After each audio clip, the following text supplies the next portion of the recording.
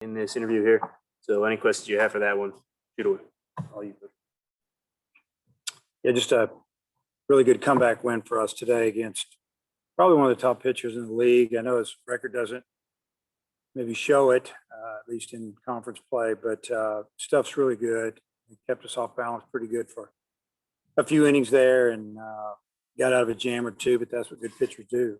That's why they get to start. But credit to our team, hung in there. We kind of had a plan and they stuck to it. Finally got some big hits. And then obviously, that's what we were trying to do with our pitching. We were hoping we could get it done with three pitchers and it worked.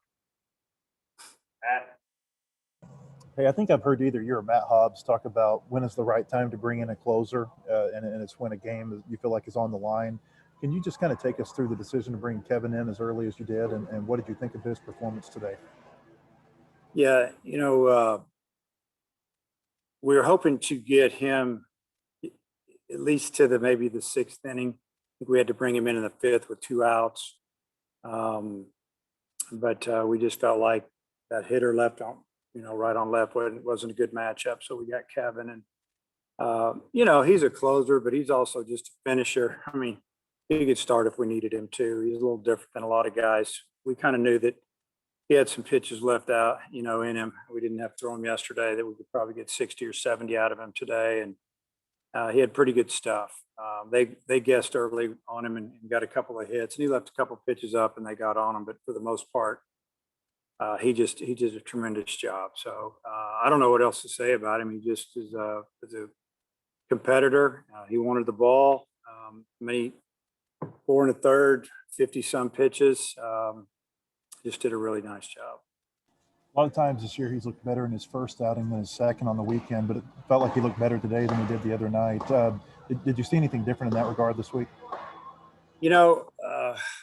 I would say you're probably right. He might have been a little bit sharper today than the first outing, although he was pretty good for certain hitters on Friday. But we use his fastball a little bit more today because they're sitting on the slow stuff and just trying to see everything up. And he snuck a few fastballs by him, 90, 92 miles an hour, maybe a little more. I don't know. But I think that really helped that he was able to just throw that fastball when he needed to for a strike.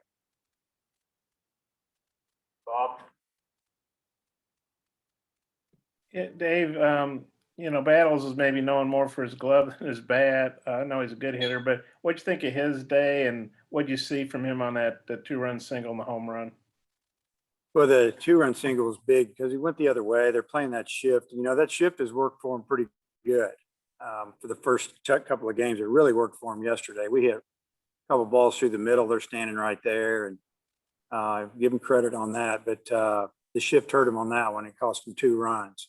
It cost him 1 run anyway. We'd have scored a run, but that was a big swing for us. And then his home run, another big swing. And you think about his first at bat, he hit the ball a long way into left center, just missed it on a low pitch. And so he had a really good day at the plate, and obviously played solid defense, but he's got some power. And I know the wind helped that ball a little bit, but he put a pretty good swing on it. Hit it a little bit towards the end of the bat, but obviously he carried 400 plus. And then good hard home run. What would you see there? I saw a ball hit a long way, and he took a couple of borderline pitches, and it was a 2-0 count, and he got rewarded. He got that fastball he was hunting, and he didn't miss it. And it didn't matter which way the wind was blowing, unless it was blowing in really, really hard, because that ball was crushed. I'd say it was hit at least 450. And you guys, I think you're 5-0 now in these rubber games on SEC weekends when it's 1-1 going into game 3. And yet there's another come from behind win when you're trailing by 3+ runs. What would you say on those 2 counts? Yeah, I mean, on the coming back, we've done it a lot. And we could feel it in the dugout that we were starting to get better swings, on Webb there, and that we felt like we were going to get him. And even though we only scored 2 in the 5th, we felt like that it was just a matter of time, and Battles hit the homer in the 6th. But, it felt like when we tied it, we were going to win the game. I think we felt like when we were down 1 run, we were going to win the game, honestly. So, and then, just winning the game 3, tied 1-1 going into game 3. I mean, you just play as hard as you can. It's the last day of the series, and we've come up big. Whether it's through defense or pitching or hitting, it's just been a really good job by the team. Okay, I got some more. I'll turn it back. Thanks. Butch? Dave, what is it about Cops that enables him to be able to throw 50 pitches on a Friday and then come back 2 days later and throw another 50 plus? Well, the fact that he's in incredible shape, number one. Probably just his arm slot, arm action. It's pretty classic. It's not a lot of strain on his elbow or shoulder. Like we've mentioned many a time, I mean, he's a workout aholic, basically. I mean, he gets after it. And, it'd be nice if we only had throwing 30 today, but the way it worked out, once he got hot and loose, it's probably all the same. And I think it's just in his mindset. He wants to. He's not worried about it. And y'all hadn't hit a home run the last 3 games, I think it is. And with a lineup like yours, was it just kind of one of those feelings where it was just a matter of time that y'all would get one? I think so. And, we just missed a couple others today. And we don't want to have to just hit home runs to win the games, to win all the games. It's obvious it's nice to score quick with a home run, and we needed those today. But, we need to score with singles and doubles and walks and make the other team make mistakes. We laid down a really nice bunt today and had everything set up. We just didn't drive in the run. But, the home run's big. It's big in college baseball now and in the major league. You got to hit home runs to score against these pitchers. They're so good. Randy?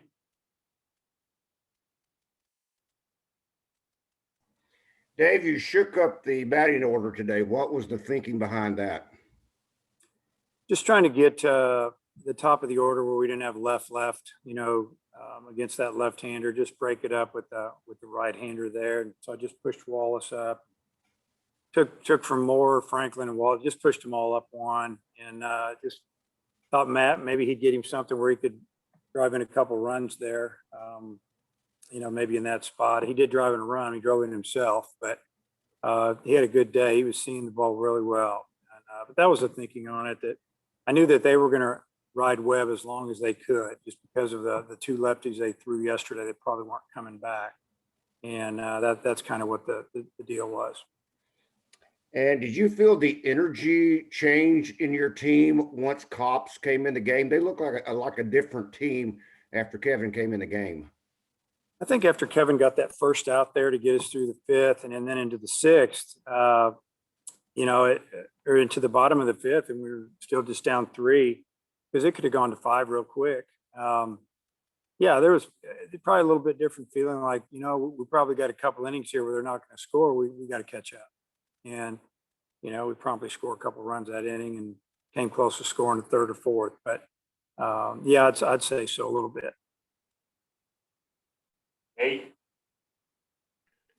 Yeah, Dave, as far as Arkansas State coming up, and do you go ahead and start Wiggins and that one, give him a shot then? Yeah, I mean, I'm not going to tell you 100%, but I think we're leaning that way. And, I haven't talked to Coach Hobbs about it.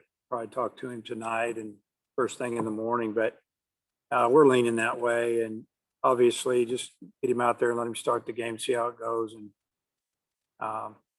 but yeah, I'm going to say I'm about 90% sure that's what we're going to do. You know anything about them as far as Arkansas State as a team? I watched them play last week. I've looked at their numbers. I mean, they're scoring runs. I saw them score 8 runs in 1 inning against Ole Miss last Tuesday. I saw them hit 6 doubles and 4 homers against Ole Miss last Tuesday. Ole Miss got them. It was a high scoring game. I don't know if they scored 10, 12, 14 runs, but they looked physical to me, and they've got some older kids, and they've got a left-handed hitter that's hitting he's hitting everything. I think he's hitting 380, 400 right around there. So, it's going to be it'll be a battle on Tuesday. It's tough, especially this time of the year, in between conference games, but it's the first time we've ever played them. I've never played them, and I don't think the universities have ever played each other in baseball. So it'll be kind of interesting event. Thanks. Andrew? Hey, Coach, Opitz, Franklin, and Cops are all guys who are captains for you. Do you think it carries a little more weight when you see guys like that come through with a big performance in a game like this? Um, I don't know. I don't know if I can say that. I think that, you know, their job is obviously as a captain is just to make sure everything's going smoothly and guys are working hard and take care of some issues in the locker room or dugout. If take us a little bit off the coach's plate and then to lead by example, you know, by working hard, and those guys do that. And then obviously when they're having, you know, good games offensively or on the mound, I think it helps a little bit. But, you know, the role of a captain is just you know, to lead, whether it's verbally or through your actions. And I think they all do a good job of that. Matt, back to you. Hey, is there anything to the end of finals week being a little bit tougher of a series for your teams? And then it seems like when finals have been over, your teams get on the road and maybe they start playing a little bit better. I wonder how you think that dynamic works. Well, you know, it's been interesting. You know, we haven't played a midweek game for almost 3 weeks, and you just almost feel like you're knocking the rust off a little bit as far as game competition when you're going a week without playing. And whether you lose on Tuesday or not, at least you're out there playing, going through pregame, doing everything you do. I mean, baseball is such a game of repetition and, you know, going through this, doing the same thing over and over, that you kind of get into a little bit of a groove.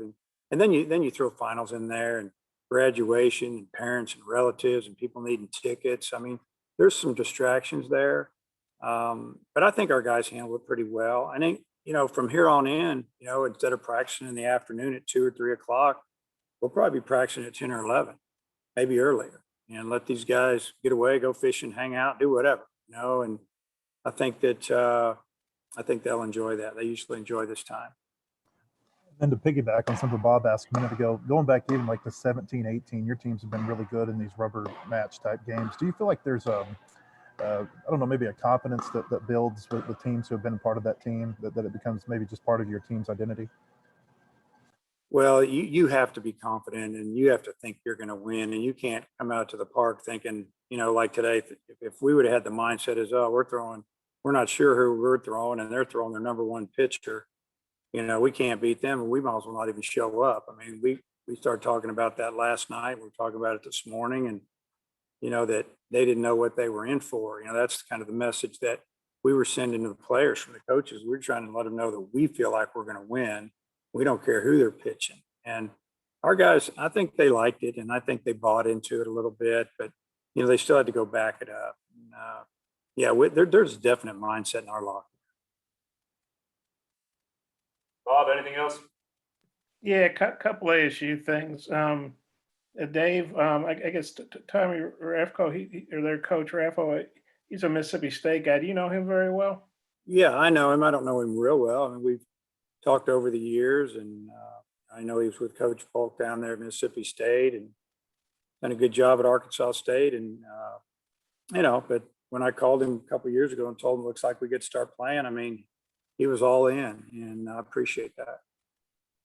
And yeah, that Ole Miss game was 15-12 last week. Hopefully that doesn't happen again. But they beat OU earlier. They beat Ole Miss. You know, they beat them once out of 3, I think. And we know, you know, midweek games can get crazy because neither team's throwing their top guys. But this is going to be, you know, I know you've gotten used to playing these in-state teams, but this first time against Arkansas State, kind of historical, I would think. Yeah, a little bit. Yeah. I mean, on one hand, it's a midweek game. On the other hand, it's the first time Arkansas ever played Arkansas State. So that makes it a pretty big deal. I'm sure it's a real big deal to them, I would think. Just how do you guys approach that?